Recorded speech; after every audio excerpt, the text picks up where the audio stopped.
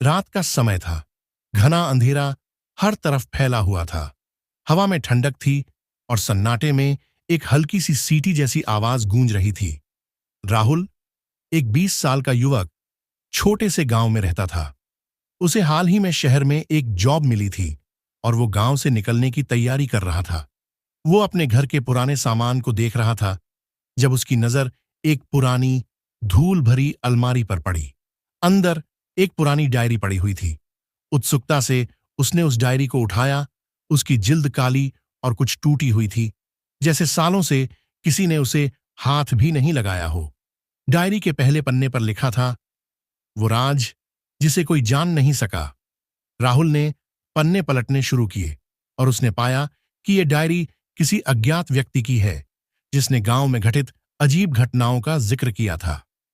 Diary में लिखा था कि गांव में कई लोग रहस्यमयी परिस्थितियों में गायब हो गए थे।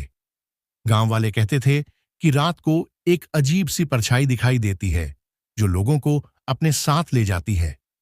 राहुल अब उस डायरी में पूरी तरह डूब चुका था। उसने महसूस किया कि उसके सामने कुछ ऐसा था जो उसके जीवन को बदल सकता था। वो इस डायरी के रहस्यों को जानने के लिए बेचैन हो उठा, लेकिन उसके परिवार वालों ने उसे चेतावनी दी कि यह सब छोड़ दे। यह सिर्फ कहानियां हैं, उसकी मां ने कहा। लेकिन राहुल मानने को तैयार नहीं था। उसकी जिज्ञासा इतनी बढ़ चुकी थी कि उसने फैसला किया कि वो गांव के पुराने हिस्से में जाकर इस डायरी में लिखे घटनास्थल का मुआयना करेगा। उसके दोस्तों को भी राहुल की ये बात पसंद नहीं आई, लेकिन राहुल ने उन्हें मना लिया। 3 दोस्तों के साथ वो उस जगह की ओर चल पड़ा। जैसे ही वो जगह पहुंचे, राहुल को एक पुराना और खंडहर जैसा घर दिखाई दिया।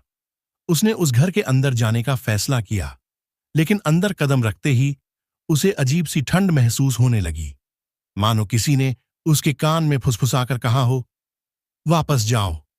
जैसे जैसे राहुल और उसके दोस्त उस घर के अंदर बढ़ते गए, उनकी घबराहट भी बढ़ने लगी। वहां की दीवारों पर अजीब निशान बने हुए थे और किसी के कदमों के हल्के निशान भी दिखाई दे रहे थे। अचानक एक दरवाजा जोर से बंद हो गया। सब लोग डर गए, लेकिन राहुल ने हिम्मत नहीं हारी। अचानक किसी ने पीछे से राहुल का कंधा पकड़ा और हल्की आवाज में कहा, क्यों आए हो यहां? राहुल मुड़कर देखता है, पर वहां कोई नहीं होता। वो आवाज सिर्फ उसे सुनाई दी थी। उसके दोस्तों ने देखा कि वो पसीने से भीगा हुआ था। वे सभी बाहर निकलना चाहते थे, लेकिन राहुल की जिज्ञासा अभी शांत नहीं हुई थी। उसने अपने दोस्तों से कहा कि थोड़ी देर और रुकें। राहुल एक कमरे में दाखिल हुआ, जहां उसने दीवार पर पुराने अखबारों की कटिंग्स देखीं। इन कटिंग्स में गांव में गायब हुए लोगों की कहानियां थीं, और सबसे चौंकाने वाली बात यह थी कि इनमें से कई लोग राहुल के परिवार से जुड़े थे। उसके दादा और परदादा भी इनमें शामिल थे। राहुल के दिमाग में यह बात बैठ गई कि उसका यहां आना शायद एक संयोग नहीं था, बल्कि उसे यहां बुलाया गया था ताकि वो इन रहस्यों को सुलझा सके।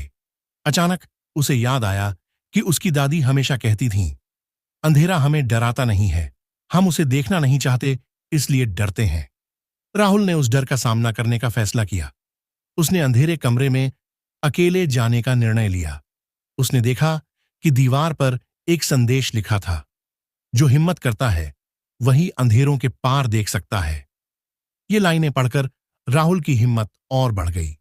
उसने सभी को भरोसा दिलाया कि इस रहस्य का सामना करना ही उन्हें मुक्ति दिलाएगा।